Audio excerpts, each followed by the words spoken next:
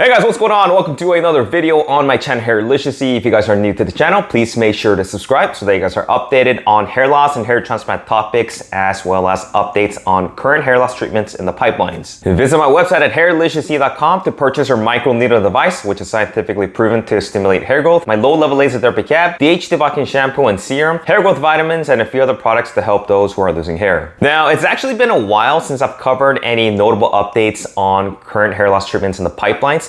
So I figured that I'd cover an interesting study that was recently published a few months back. And it's kind of weird because it's actually regarding a 20-year-old drug called verteporfin. Some of you guys might have heard it in the hair loss community, but for those who haven't, verteporfin is predominantly used for the treatment of macular degeneration, which is an eye disease that causes vision loss.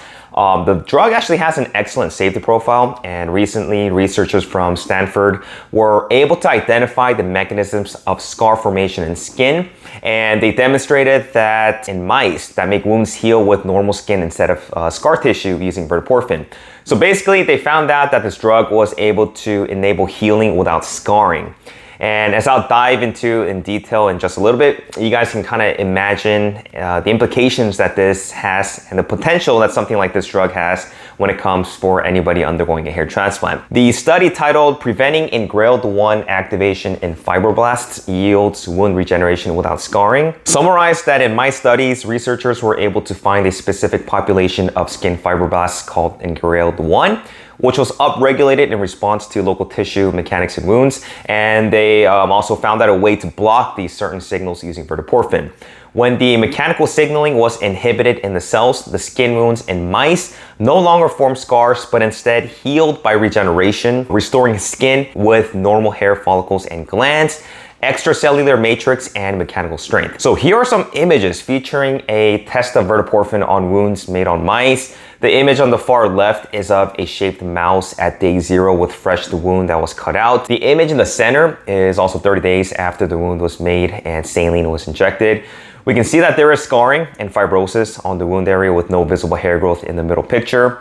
And then the image on the far right, which was also 30 days after mechanical wounding and injection of verteporfin, we can see that there are no scars. And what's even more surprising is that there is hair growth. And the key point in the study was that verteporfin restored skin with normal hair follicles and glands. And if you guys did not know, hair does not grow on scars. And when you consider getting a hair transplant via FUE or FUT, once the grafts are extracted via FUE, it's going to leave scars in the back of the scalp, and the areas where the grafts were extracted are not going to be able to regrow the hair follicles. The same concept applies if you guys are getting FUT. You're going to end up with a linear scar on the back of the scalp, which is very unsightly. But imagine something like verteporfin being able to be used in conjunction with a hair transplant and ending up with a scarless procedure at the very minimum. And you know, the biggest benefit of this is that it has the potential to regrow back the grafts that were extracted from the donor zone. The reason why we can only have a finite number of hair grafts in the back of our scalps is because, you know, it doesn't grow back. Once the hairs are pulled out via FUE, it's just pretty much done. And this is why when you undergo a hair transplant, you need to come up with a long-term plan with doctors to determine how you're going to utilize grafts, because we only have so many hairs that can be redistributed to balding areas. But verteporfin has been shown that hair follicles and glands were restored. Caveat obviously being that this was done on mice, but I feel like this can really open up doors to additional grafts with zero scarring on the donor area. If the same mechanism of action translates to human studies, and even if you undergo like a 2,000 graft hair transplant and you're able to just get back even 50% or 1,000 grafts, that's 1,000 grafts that can go towards additional density later down the road. So this is a pretty big deal in my opinion, especially if they are able to commence with human clinical trials sooner than later and show similar efficacy it had on mice and human scalps. It's obviously going to be beneficial for anybody undergoing surgery, which would virtually leave them scarless. But for the hair loss community also, I think this would be a huge game changer. Currently, the researchers have actually moved on to pig models whose skin is closest to that of humans. And even with pig models, you know, there was dramatically less scarring when verteporfin was injected around the edge of the wounds. And, you know, hopefully the team is hoping to get FDA approval by the end of this year to test the safety and efficacy in babies with cleft lips and palates. But the next big move would definitely be to test on humans. more so on the scalp. And given that this is a drug that is already FDA approved in the US for macular degeneration, and it also has a great safety profile, doctors could technically use this off-label, like they do with dutasteride, and start testing on scalps to see how well it's going to respond after an FUE or an FUT transplant. And if this drug can produce similar results for humans as it did for mice, a lot of people would benefit from additional grafts and more hair that they can be utilized for additional hair loss in the future. To be honest, I do not know of any doctors who are testing this out on the donor area on the scalp, most likely due to the fear of the medical boards and litigation.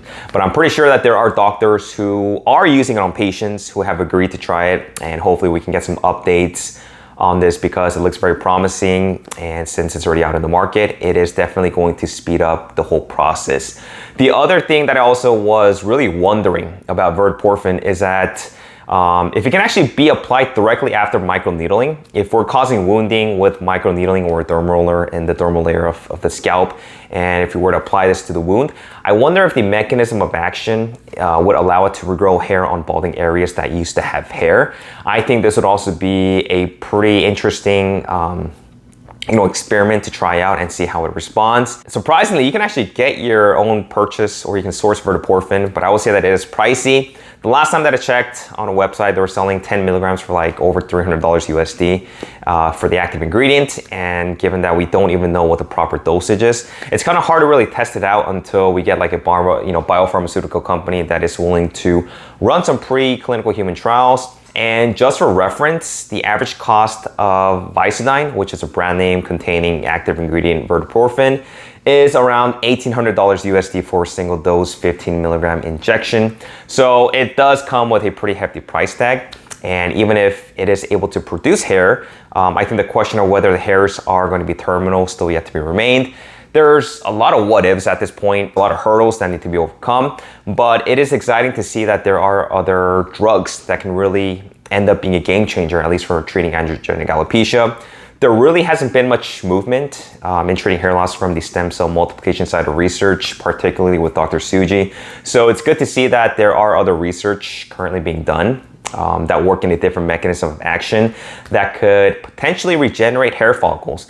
And it's even more interesting when we think that, these hair follicles that were removed by a certain kind of mechanical damage and scarless regeneration occurs. This theoretically means that all of the cells of healthy skin around it are able to signal and induce the area to produce the same type of cells that were previously there, because we know the hair follicles are considered mini organs consisting of intricate and well-organized structures which originate from hair follicle stem and progenitor cells. And we also know that certain animals have the ability to do this, where they can regenerate like things like organs and even parts of their limbs and brains as a result of progenitor cells that keep the memory of each tissue. And since fibrotic tissue doesn't occur, it's literally able to regenerate itself through this memory signaling. When it comes to implanting body hairs into the scalp, we know that it's shown to have a different and longer length and also hair cycle that occurs for some of the hair follicles, not all of them, but for some, and also adheres to characteristics of scalp hair. And we know that this is due to cell signaling. So there really is a lot of research that needs to be done on the cellular level, and the capability of an induced scarless healing with potential of the hair follicle regeneration is a process that holds something of great value that needs to be investigated and better understood.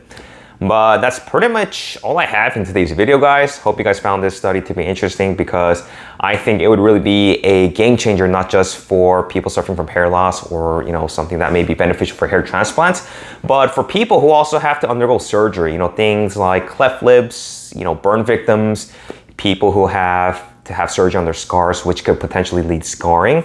And if you think that this will be the next successful treatment for a scarless way to just heal, I think it's going to be very beneficial for people not just suffering from hair loss, but in other aspects in the medical field.